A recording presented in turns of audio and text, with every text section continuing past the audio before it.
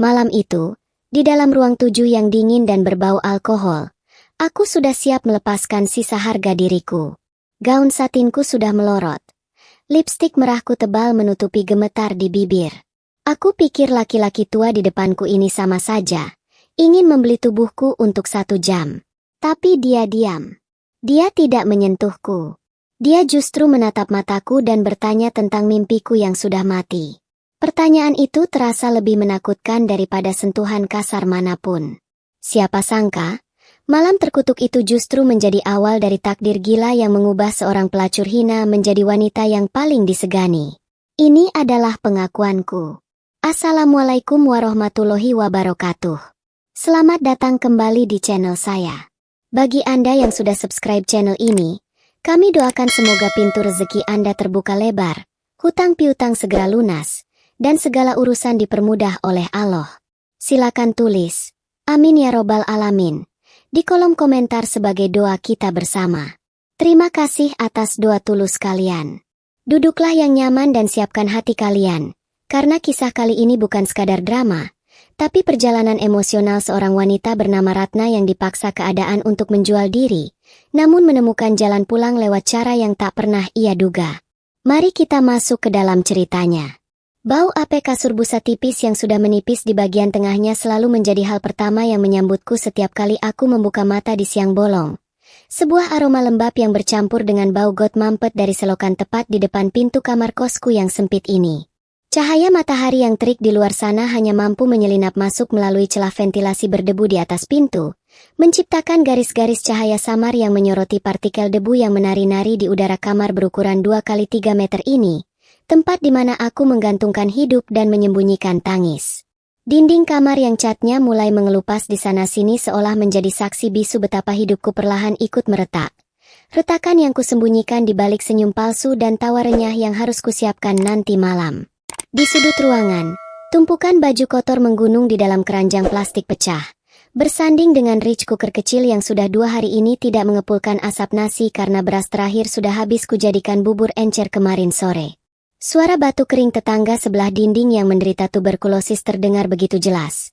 Bersahutan dengan jeritan bayi di ujung lorong yang kepanasan, membentuk sebuah simfoni kemiskinan yang mencekik leherku setiap hari. Memaksaku untuk segera bangun meski rasanya tubuh ini masih ingin meringkuk selamanya di bawah selimut lusuh bermotif bunga yang warnanya sudah pudar dimakan waktu dan deterjen murah. Belum sempat aku mengumpulkan nyawa sepenuhnya. Gedoran keras di pintu kayu lapuk itu membuat jantungku melompat kaget hingga rasanya mau copot dari rongga dada. Disusul teriakan cempreng ibu kos yang suaranya lebih tajam daripada silet cukur yang biasa kupakai untuk merapikan alis. Dia menagih uang sewa yang sudah menunggak selama 2 bulan. Kata-katanya pedas dan tanpa ampun. Menyindirku yang kerjanya pulang pagi tapi bayar kosan saja tidak becus. Seolah dia lupa bahwa uang yang kuhasilkan seringkali habis untuk melunasi utang peninggalan mantan suamiku yang kabur entah kemana. Aku hanya bisa diam menahan napas di balik pintu. Punggungku menempel erat pada daun pintu yang bergetar setiap kali tinju gemuknya menghantam kayu. Air mataku menggenang tapi kutahan sekuat tenaga agar tidak tumpah. Karena aku tahu air mata tidak laku dijual dan tidak bisa dipakai untuk membayar atap tempatku bernaung ini. Mulutku terkunci rapat.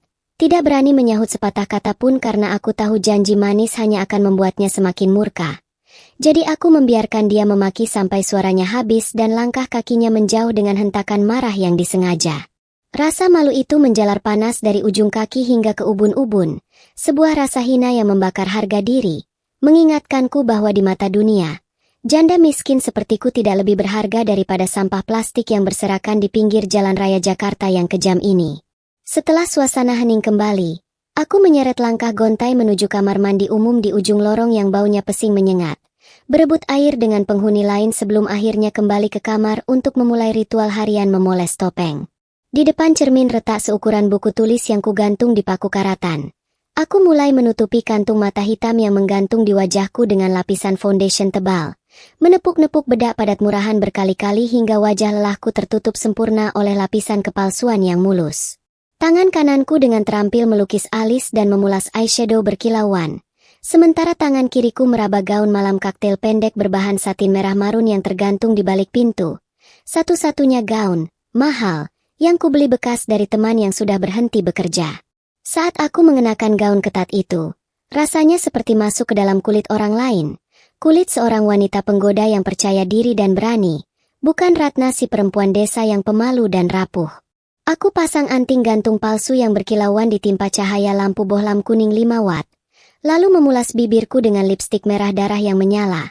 Sebuah warna keberanian yang kupinjam untuk menutupi bibir yang sebenarnya ingin berteriak minta tolong. Perjalanan menuju tempat kerja selalu menjadi momen transisi yang menyakitkan, di mana aku duduk di boncengan ojek online membelah kemacetan Jakarta saat senja mulai turun, merasakan angin malam yang membawa debu jalanan menempel di kulitku yang sudah wangi parfum isi ulang. Lampu-lampu gedung bertingkat di kejauhan tampak begitu megah dan sombong, seolah mengejek nasibku yang hanya bisa melihat kemewahan itu dari balik kaca jendela taksi atau dari kejauhan seperti ini. Sementara aku sendiri menuju ke sebuah gedung ruko 4 lantai dengan lampu neon kelap-kelip yang norak di daerah Mangga Besar. Suara klakson yang bersahutan dan deru mesin kendaraan seolah menjadi musik pengiring perjalananku menuju medan perang. Tempat di mana aku harus menukar senyum dan sentuhan dengan lembaran rupiah demi bisa makan besok siang. Abang ojek menurunkanku tepat di depan lobi yang dijaga satpam berbadan besar. Dan begitu pintu kaca itu terbuka, hawa dingin dari penyejuk ruangan yang disetel maksimal langsung menampar kulitku, membawa aroma khas yang memuakan.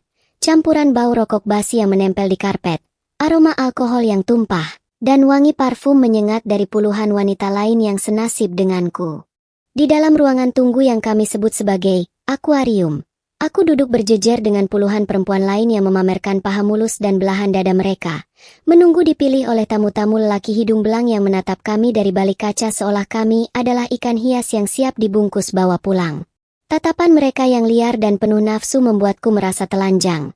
Sebuah perasaan jijik yang harus kutelan bulat-bulat sambil membalas tatapan itu dengan kedipan manja dan senyum mengundang yang sudah kulatih ratusan kali di depan cermin. Teman di sebelahku, seorang janda muda beranak 1, menyenggol lenganku sambil berbisik tentang tamu langganannya yang pelit. Kami tertawa kecil menertawakan nasib kami sendiri, sebuah tawa kosong yang tidak pernah sampai ke mata. Musik dangdut koplo berdebum kencang dari hall utama, menggetarkan lantai dan dinding kaca, seirama dengan detak jantungku yang selalu berpacu lebih cepat setiap kali pintu ruangan terbuka dan seorang mami atau kapten pelayan masuk membawa nomor pesanan. Di sini, aku bukan Ratna yang punya mimpi punya warung makan. Aku hanyalah nomor dada sekian-sekian yang bisa disewa per jam untuk menemani karaoke, menuangkan minuman, dan membiarkan tangan-tangan asing merayap di tubuhku asalkan bayarannya sesuai kesepakatan. Malam itu sebenarnya sepi tamu. Banyak sofa kosong melompong di lobi. Namun tiba-tiba Mami Rosa yang berbadan tambun dengan riasan menor berjalan tergesa-gesa ke arahku dengan wajah serius yang jarang ia tunjukkan. Dia menarik tanganku kasar, setengah menyeret, sambil berbisik tajam di telingaku bahwa ada tamu VIP di ruang 7 yang secara khusus meminta perempuan dengan ciri-ciri sepertiku. Dan dia mewanti-wanti agar aku melayani tamu ini sebaik mungkin karena dompetnya tebal dan koneksinya luas. Jantungku berdegup kencang bukan karena gembira bakal dapat tip besar, melainkan karena ada nada peringatan yang aneh dalam suara Mami, seolah tamu di ruang 7 ini bukan sembarang orang kaya yang biasa datang untuk mabuk dan meraba-raba. Aku merapikan tatanan rambutku yang sedikit berantakan, menarik napas panjang untuk menenangkan gemuruh di dada, lalu melangkah menyusuri lorong gelap yang diterangi lampu temaram menuju pintu bernomor 7 yang terasa begitu berat dan mengintimidasi. Saat tanganku yang gemetar menyentuh gagang pintu dingin itu, aku tidak tahu bahwa di balik pintu kayu tebal kedap suara tersebut, takdirku sedang duduk menunggu untuk memutarbalikkan seluruh hidupku dengan cara yang tak pernah kubayangkan dalam mimpi terliar sekalipun. Udara di dalam ruang 7 terasa jauh lebih dingin menggigit kulitku yang terbuka dibandingkan lorong luar. Seolah penyejuk udaranya disetel pada suhu terendah untuk membekukan segala dosa yang terjadi di dalamnya. Namun, pemandangan yang menyambutku bukanlah botol-botol whisky yang berserakan atau asap rokok tebal yang menyesakkan dada, melainkan ketenangan ganjil yang membuat bulu kuduku meremang seketika. Di sofa kulit hitam yang luas itu, duduk seorang pria parubaya berwajah teduh dengan kemeja batik lengan panjang sutra berwarna coklat emas yang tampak mahal dan berkelas. Jauh berbeda dari tamu-tamu berkaos oblong atau kemeja kusut yang biasa kutemui. Dia tidak sedang bernyanyi atau meracau mabuk, melainkan duduk tegak sambil memegang gelas berisi air mineral bening. Matanya yang dibingkai kacamata tipis menatapku lurus dengan sorot yang sulit kutebak, bukan sorot lapar yang menelanjangi, tapi lebih seperti seorang ayah yang melihat anaknya pulang terlambat. Aku melangkah masuk dengan kaki gemetar di atas sepatu hak tinggi, menutup pintu di belakangku dengan gerakan kaku, lalu memasang senyum profesional yang terasa kebas di bibir, bersiap untuk menempelkan tubuhku padanya seperti prosedur standar yang diajarkan Mami. Namun dia justru mengangkat tangan kirinya perlahan, memberikan isyarat tegas agar aku duduk di sofa seberang, memberiku jarak aman yang justru membuatku semakin bingung dan waspada. Kecanggungan merayap naik mencekik leherku saat hening menguasai ruangan yang biasanya bising itu. Hanya suara dengung halus mesin pendingin udara yang mengisi kekosongan di antara kami. Aku mencoba memecah kebekuan dengan menawarkan menuangkan minuman atau memilihkan lagu. Tanganku sudah terulur meraih buku menu, tapi suara baritonnya yang tenang menghentikan gerakanku seketika. Bertanya dengan nada datar tentang dari mana asalku dan mengapa mataku terlihat begitu syarat akan beban yang tidak seharusnya dipikul perempuan seusiaku. Pertanyaan itu meluncur begitu saja, menembus pertahanan bedak tebal dan lipstik merahku, menghantam tepat di ulu hati yang selama ini kututup rapat-rapat dari siapapun di gedung terkutuk ini. Aku tertegun, lidahku keluh sejenak sebelum akhirnya menjawab terbata-bata bahwa aku dari sebuah desa kecil di Jawa Tengah. Mencoba mengalihkan pembicaraan kembali ke hal-hal remeh, tapi dia bersikeras tidak mau disentuh atau dihibur. Dia hanya ingin mendengar ceritaku. Sebuah permintaan gila yang belum pernah kudengar dari seorang tamu yang membayar mahal untuk menyewa ruang privat di klub malam. Malam itu, untuk pertama kalinya, aku tidak melayani nafsu laki-laki, melainkan melayani rasa ingin tahunya yang tulus, duduk diam dengan tangan tertaut di pangkuan seolah sedang disidang oleh guru sekolah. Jam demi jam berlalu tanpa terasa, dan anehnya, aku mulai bercerita tentang hal-hal yang sudah lama terkubur di bawah tumpukan tagihan dan rasa malu, tentang masa kecilku yang suka main di sawah, tentang resep sambal terasi andalan ibuku, dan tentang mimpi sederhanaku yang kandas untuk memiliki warung makan sendiri di pinggir jalan. Pria yang memperkenalkan diri sebagai Pak Handoko itu mendengarkan dengan takzim, sesekali mengangguk pelan atau menyesap air mineralnya. Tidak ada niat sedikit pun untuk memegang tanganku apalagi bagian tubuh lainnya. Dia bertanya tentang resep masakan, tentang harga bahan pokok, tentang bagaimana aku mengatur uang belanja yang pas-pasan. Diskusi yang terasa absurd terjadi di bawah sorotan lampu diskotik yang remang-remang. Ada rasa hangat yang menjalar di dadaku, bukan karena alkohol, tapi karena perasaan dimanusiakan yang sudah lama hilang. Seolah-olah dia melihat sosok Ratna yang asli di balik gaun satin murahan dan bulu mata palsu ini. Ketika waktu sewaku habis, dia tidak meminta perpanjangan untuk hal-hal kotor. Dia hanya berdiri, merapikan kemeja batiknya, dan menyelipkan beberapa lembar uang merah di tanganku sebagai tip.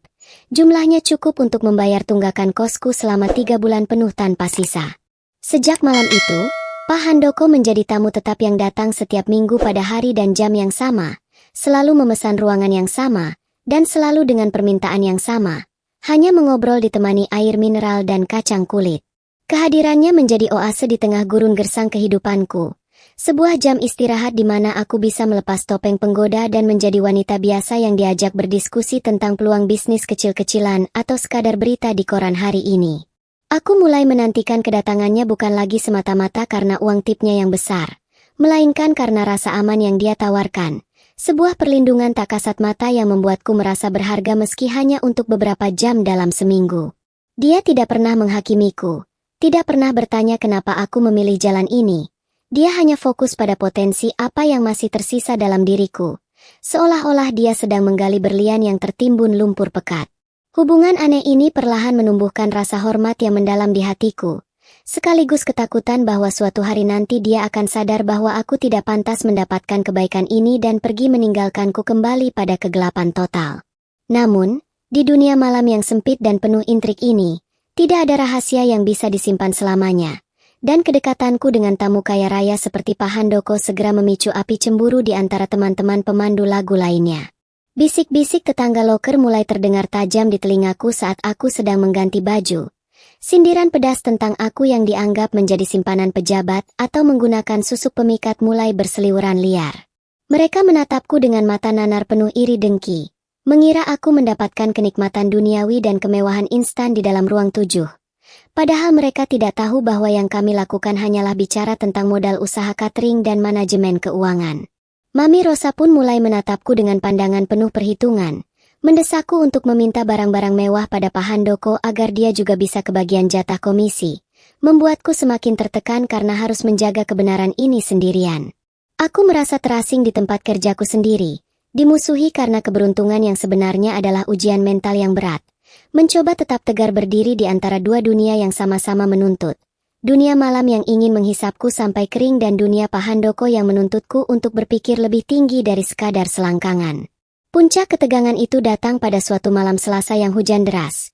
Ketika Pak Handoko datang bukan dengan wajah tenang seperti biasanya, melainkan dengan raut muka kaku dan garis rahang yang mengeras serius. Dia tidak memesan ruangan, melainkan langsung memanggilku untuk duduk di lobi yang sepi pengunjung, mengabaikan tatapan kepo dari para pelayan dan satpam yang berjaga. Dia tidak berbasa-basi menanyakan kabar atau resep masakan. Tangannya yang berurat langsung meletakkan sebuah amplop coklat tebal di atas meja kaca.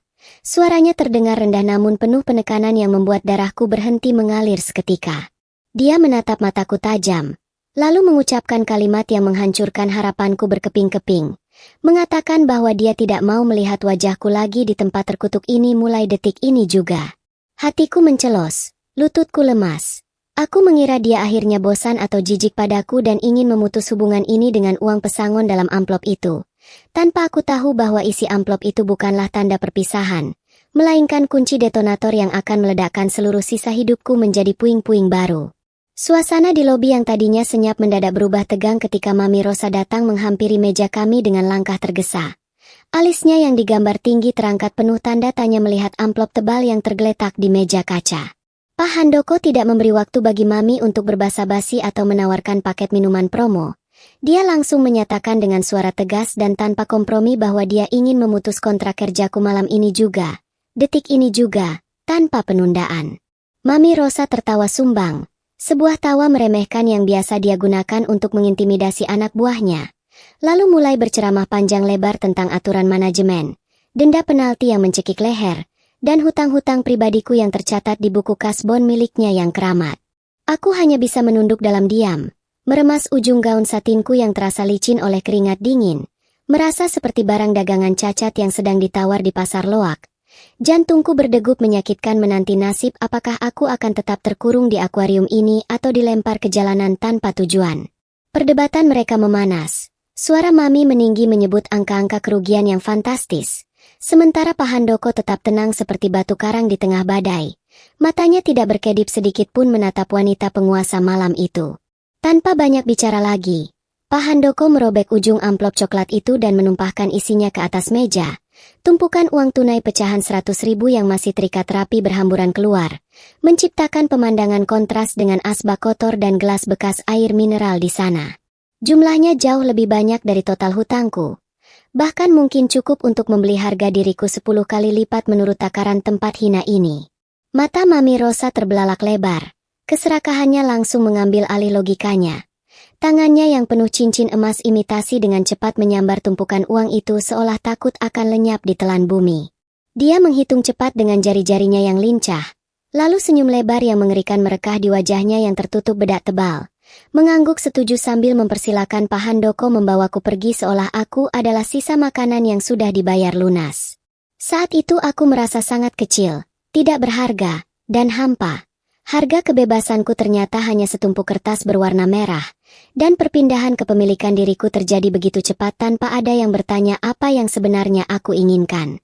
Pak Handoko berdiri, merapikan jasnya. Lalu tangan kanannya yang kuat mencengkeram pergelangan tanganku, bukan dengan kasar tapi dengan ketegasan yang tidak menerima penolakan. Menarikku bangkit dari sofa empuk yang telah menjadi saksi bisu ribuan dosa. Dia membawaku berjalan cepat melintasi lobi, melewati tatapan bingung satpam dan pandangan iri teman-teman kerjaku yang mengintip dari balik pintu kaca akuarium. Langkah kakinya lebar dan mantap sementara aku terseok-seok berusaha mengimbangi dengan sepatu hak tinggi yang menyiksa. Kami tidak berhenti untuk berpamitan atau mengambil barang-barangku di loker. Tas murah dan baju gantiku tertinggal begitu saja sebagai tumbal masa lalu yang harus ditinggalkan. Saat pintu utama gedung terbuka, suara dentuman musik dan bau rokok langsung lenyap, digantikan oleh suara gemuruh hujan deras yang mengguyur Jakarta malam itu. Seolah langit sedang menangis atau mungkin sedang mencoba mencuci bersih jejak-jejak kotor yang menempel di tubuhku. Angin kencang menerpa wajahku, membawa butiran air dingin yang menusuk tulang. Namun genggaman tangan Pak Handoko terasa hangat dan nyata. Satu-satunya pegangan yang menjagaku agar tidak ambruk ke trotoar basah. Mobil sedan hitam mewah miliknya sudah menunggu di depan lobi dengan mesin menyala. Dan tanpa mempedulikan air hujan yang mulai membasahi kemeja batik sutranya, dia membuka pintu penumpang depan dan mendorongku masuk ke dalam kabin yang kering dan wangi. Keheningan di dalam mobil itu terasa begitu tiba-tiba dan mencekam. Kedap suara memisahkan kami dari hiruk-pikuk dunia luar. Hanya terdengar suara wiper yang bergerak ritmis menyapu kaca depan dan deru halus mesin mobil Eropa yang mahal. Aku duduk mematung. Air hujan menetes dari ujung rambutku membasahi jok kulit berwarna krem yang pastinya berharga jutaan. Bau aroma terapi kayu cendana yang elegan memenuhi rongga hidungku, sangat bertolak belakang dengan bau apek kamar kosku. Tubuhku mulai menggigil hebat, bukan hanya karena kedinginan, tapi karena gelombang kepanikan yang terlambat datang kini menghantam kesadaranku dengan kekuatan penuh. Aku baru saja dibeli, ditebus, dan dibawa pergi oleh seorang pria yang selama ini hanya kuanggap tamu aneh.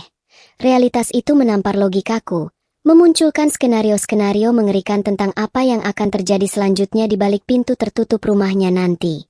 Tangis histeris pecah dari bibirku tanpa bisa kutahan lagi. Aku menangis meraung-raung sambil memukuli dashboard mobil yang keras, meluapkan rasa takut, malu, dan ketidakberdayaan yang bercampur aduk menjadi satu adonan emosi yang meledak. Aku berteriak padanya di sela-sela isak tangis, bertanya apa maunya. Menuduhnya sama saja dengan laki-laki lain yang menganggap segalanya bisa dibeli dengan uang, dan meratap bahwa aku tidak akan pernah sanggup membayar kembali uang sebanyak itu meski aku bekerja seumur hidupku. Aku merasa seperti budak yang baru saja berpindah tuan. Ketakutan bahwa kebaikan yang dia tunjukkan selama ini hanyalah topeng untuk menjebakku ke dalam hutang budi yang lebih dalam dan lebih gelap. Pak Handoko membiarkanku menumpahkan segalanya. Dia tidak berusaha menenangkanku atau menyuruhku diam. Dia hanya menyetir dengan tenang membelah jalanan banjir, membiarkan badai emosiku reda dengan sendirinya sampai suaraku parau dan hanya menyisakan isak tangis yang lelah dan putus asa. Setelah tangisku mereda menjadi sesenggukan kecil, dia mempinggirkan mobilnya di bawah sebuah jembatan layang yang sepi, mematikan mesin, dan memutar tubuhnya menghadapku sepenuhnya. Dengan suara yang tenang namun bergetar oleh keseriusan yang belum pernah kudengar sebelumnya, dia berkata bahwa dia tidak butuh uangku, dia tidak butuh pelayan, dan dia tidak butuh wanita simpanan. Dia menatap mataku dalam-dalam, menembus pertahanan jiwaku, dan mengucapkan kalimat gila itu.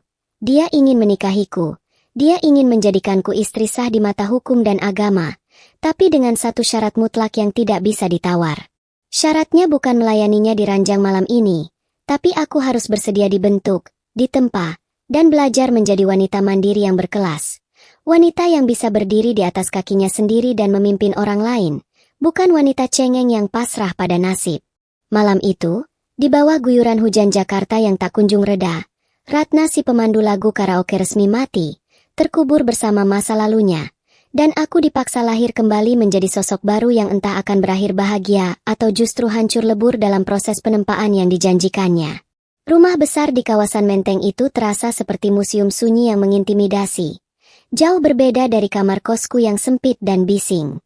Di sini, kakiku menapak di atas marmer dingin yang mengilap, bukan lagi lantai semen retak yang lembab. Namun kemewahan ini justru membuatku merasa semakin kecil dan asing, seolah aku adalah penipu yang menyusup ke istana raja. Pernikahan kami berlangsung sederhana dan cepat di hadapan penghulu, tanpa pesta meriah, tanpa tamu undangan yang berisik. Hanya ada ijab kabul yang sakral dan janji setia yang diucapkan dengan suara bergetar. Sesuai janjinya, Pak Handoko, yang kini kusebut Mas Han, tidak menyentuhku layaknya suami istri pada umumnya di malam-malam awal kami. Kami tidur di kamar terpisah, dipisahkan oleh dinding tebal dan rasa sungkan yang masih membentengiku. Dia memberiku ruang untuk bernapas, untuk menyembuhkan trauma disentuh paksa.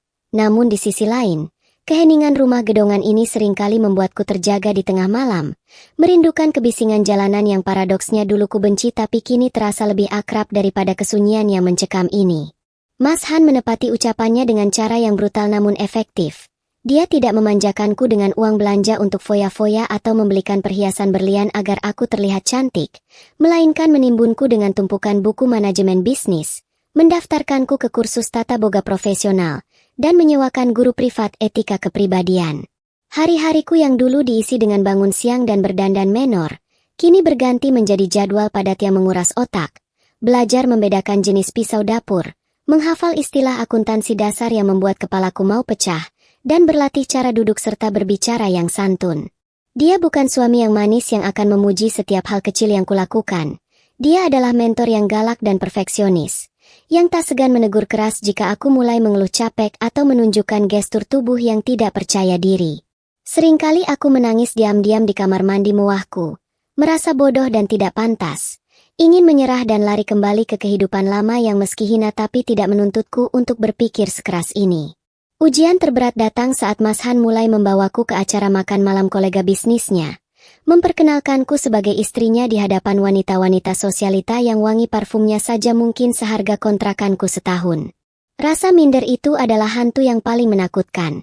Aku merasa semua orang di ruangan itu bisa mencium bau masa laluku, seolah ada stempel, bekas wanita penghibur, yang tercetak jelas di dahiku meski aku sudah memakai gaun sutra tertutup yang elegan. Tanganku gemetar hebat saat memegang gelas kristal, takut salah bicara atau melakukan hal memalukan yang akan mencoreng nama baik Mas Han. Tatapan mata mereka terasa seperti sinar röntgen yang menelanjangi asal-usulku. Namun di saat aku hampir panik, tangan hangat Mas Han akan menggenggam tanganku erat di bawah meja, sebuah sentuhan diam yang menyalurkan kekuatan, memberitahuku tanpa kata bahwa dia ada di sana menopangku, dan bahwa aku berhak duduk di kursi itu sama seperti orang lain. Perlahan tapi pasti, aku mulai menemukan ritme baruku di dapur, tempat di mana aku merasa paling hidup dan berdaya. Mas Han memberiku modal awal, bukan uang cuma-cuma, tapi pinjaman lunak yang harus dikembalikan, untuk memulai usaha catering rantangan kecil-kecilan yang menargetkan karyawan kantor di sekitar rumah. Dapur rumah yang luas dan modern itu menjadi laboratoriumku. Aroma bawang goreng dan tumisan cabai menggantikan bau alkohol dan rokok yang dulu melekat di tubuhku, dan luka bakar minyak panas atau irisan pisau di jariku kini terasa sebagai lencana kehormatan, bukan luka penyiksaan.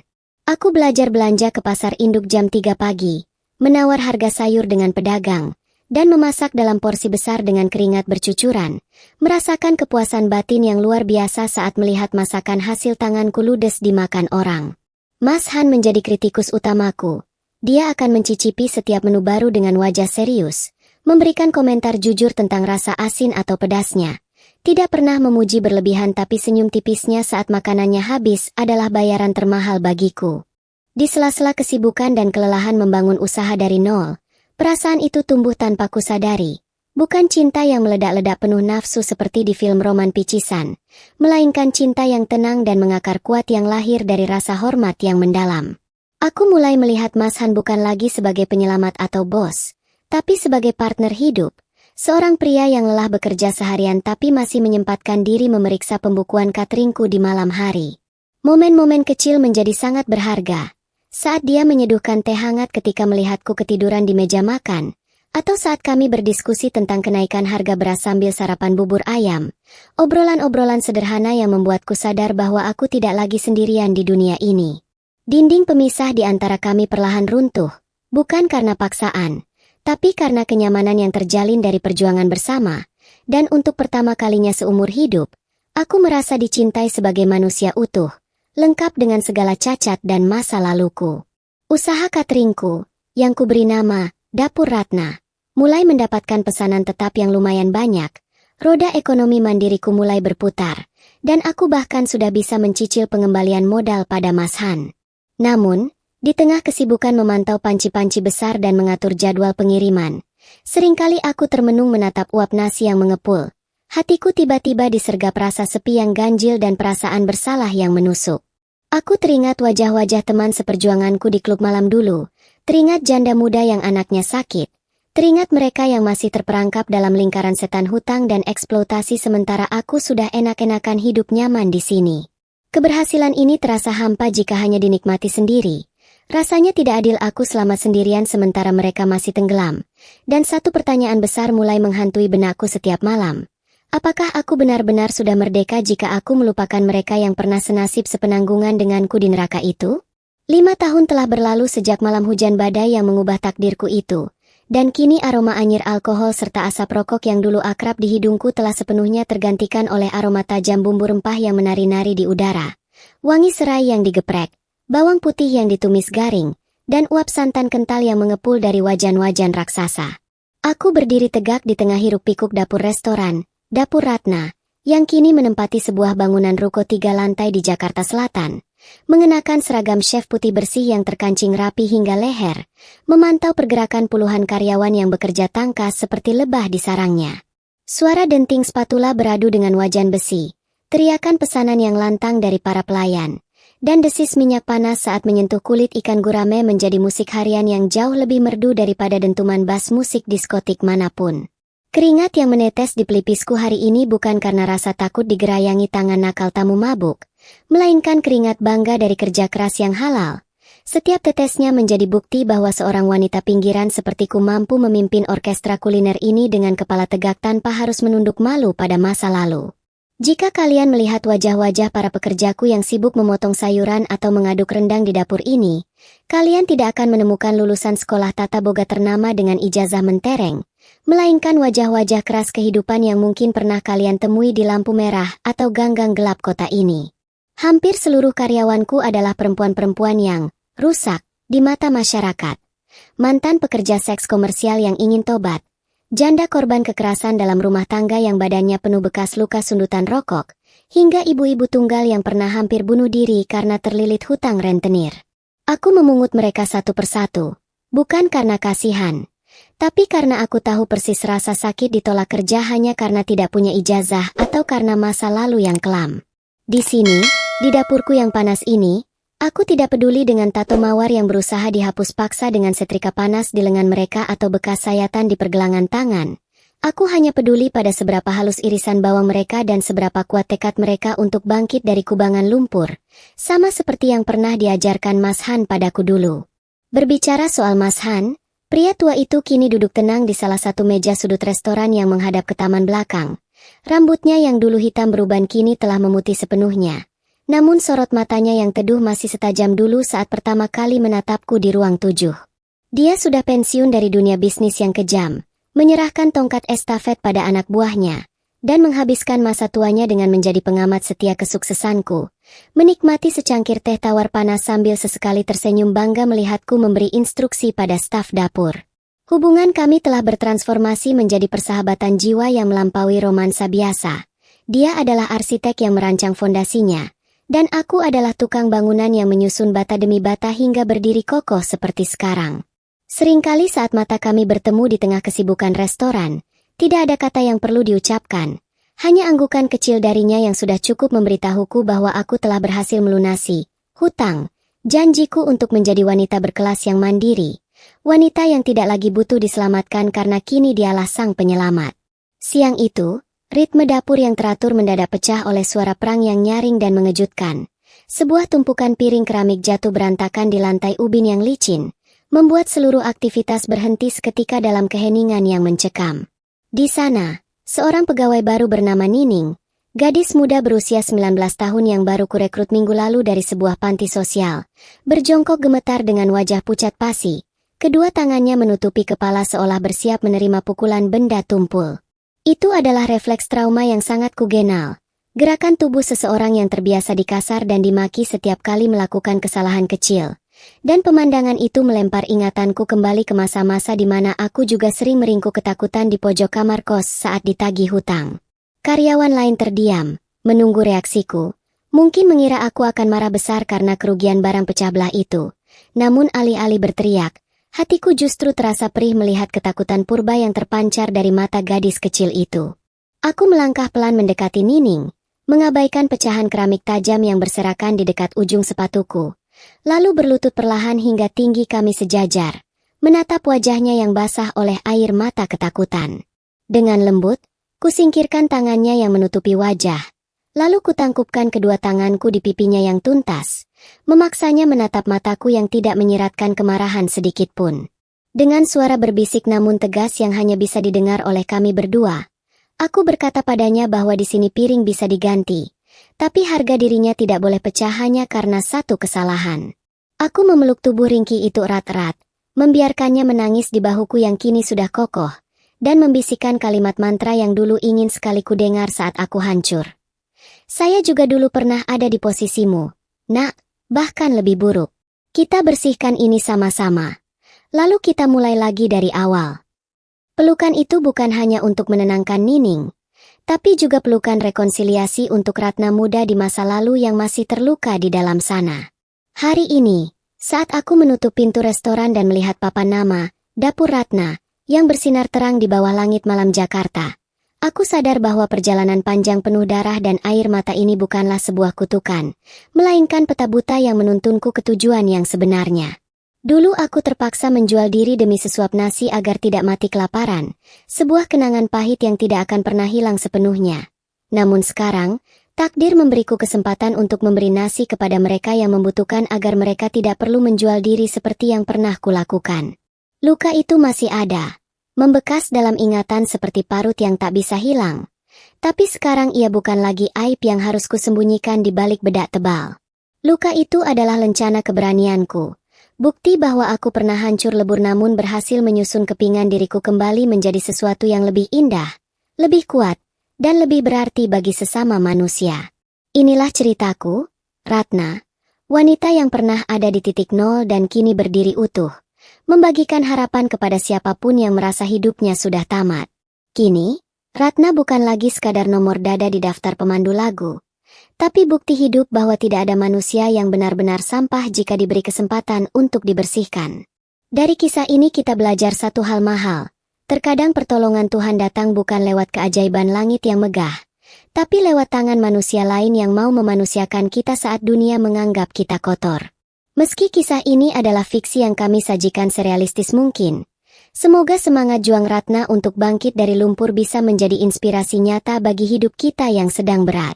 Terima kasih sudah setia mendengarkan dan menemani perjalanan Ratna sampai detik terakhir. Jika hati kalian tersentuh oleh perjuangannya, jangan lupa tinggalkan jejak dengan menekan tombol like, subscribe, dan tuliskan di kolom komentar. Hikmah apa yang paling membekas di hati kalian dari cerita ini? Sampai jumpa di kisah penuh makna selanjutnya. Wassalamualaikum warahmatullahi wabarakatuh.